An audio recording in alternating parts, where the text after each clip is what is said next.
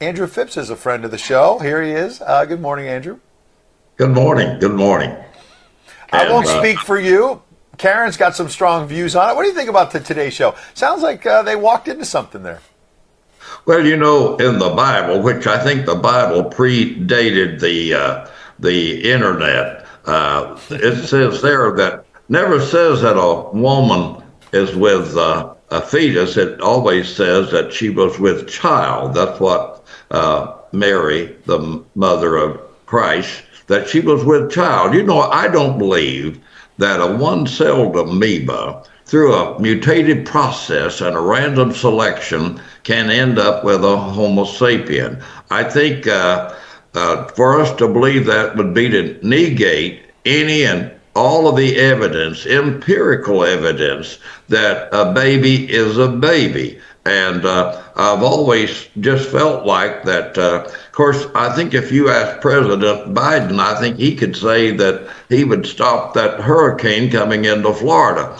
But the situation here is that life, as Karyn has stated, is so precious. That's what the founding fathers put into the Declaration of Independence, which is our organic law. They said that we had a life, liberty, and the pursuit of happiness. And I think we can see what's happened when we devalue life and when we make it meaningless and that it has no purpose. God ordained life, and I think that you and I certainly ought to be able to promote that in the marketplace of ideas. And I'm just hoping that people will come to their senses. And I think if you ask and showed what you have just shown to everybody across the country, I think most people would have to agree that when that baby grimaces or makes faces as responding to various stimuli, what kind of foods, I think there would be no doubt about it. I'm so happy that you're sharing this information. The Bible definitely predated the Today Show, too, and it's hard to believe, like, these hosts can sit there with a clear conscience. Like, you would think that some of them believe in God, at least. There can't be this many people that don't believe in God and don't value life. Are they just selling out, Andrew? Are people who are willing to go along with this narrative, are they just selling out for money or for fame? Why would they possibly go out and just continue to call this baby a fetus? What is it? Is it the devil? I mean, what gets into these people? Well, I think that over time, our morals changed. To me, the morals represent the values. The culture consists of our arts, the literature, the music of any people. And when we change the narrative, when we make cop killing in songs, when we start telling folks that we can have gender transformation and all these nonsensical ideas, it seemingly finds root somehow. It always has.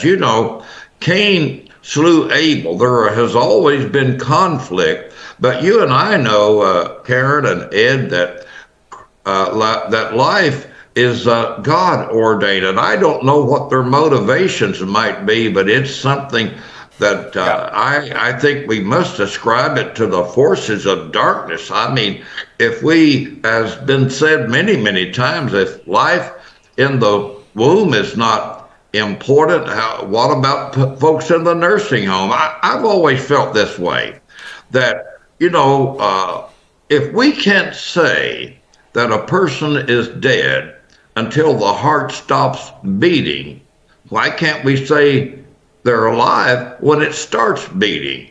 Exactly. Great point. Great point. That puts it so simply. But when you said forces of darkness, I guess all we can do is pray for these people that they see the light in the error of their ways. But it's hard when you see it to even believe that it's happening. And I think that's why people of faith, and I want to applaud you and your Real America's Voice for giving a perspective that as I go around the country, people appreciate it. I was just remarking this morning that you all bring something to the table that is so imperative that folks hear. We need to hear the truth. And I think what you're doing here, I believe that God is putting a stamp of approval on it, because you're enlightening people, and we have to be enlightened. I think as the days grow dark sometimes in a society, I believe it was Mark Hatfield, I think I might have said this on a previous program, but at the 1988 prayer breakfast, Mark Hatfield gave an admonition.